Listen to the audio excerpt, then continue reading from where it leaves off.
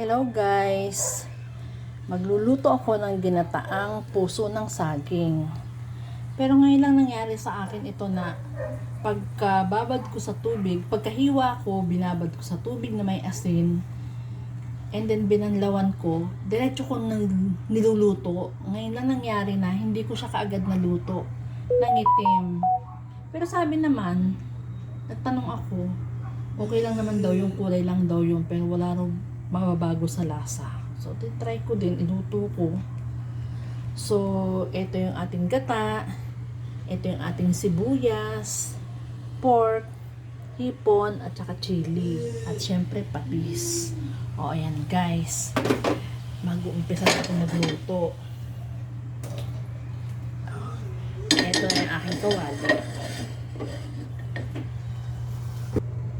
Maglagay na tayo ng mantika.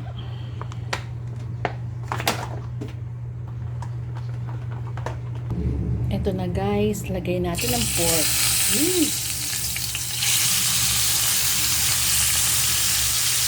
Ilagay natin ang sibuyas. Lagyan natin ng patis.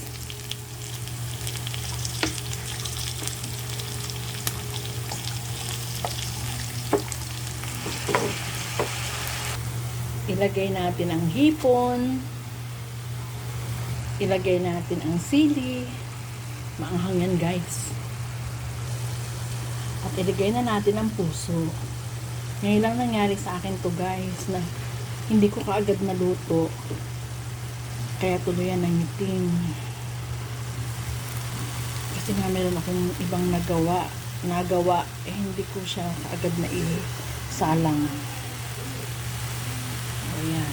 Sana okay dun siya. Masyadong puno pala dito sa aking frying pan na to, so, sa kawali kong to, so ililipat ko siya dito, pinapainit ko lang.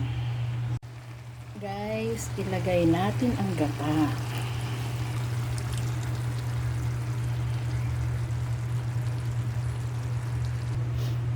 Atin na lang guys palalambutin at titimplahan, and then okay na to. Ayan. Guys, ito ang ating pritong yellowfin. Ito ang kaulam ng ating ginataang puso. Perfect combi. At ito naman ang ating ginataang puso ng saging. Ayan, medyo tutuyuin lang natin ng konti ang sabaw, and then luto na to.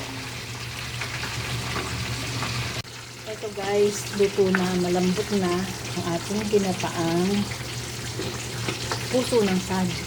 Natikman ko na rin. Ang sarap. Guys, eto na yung pritong isda. Luto na.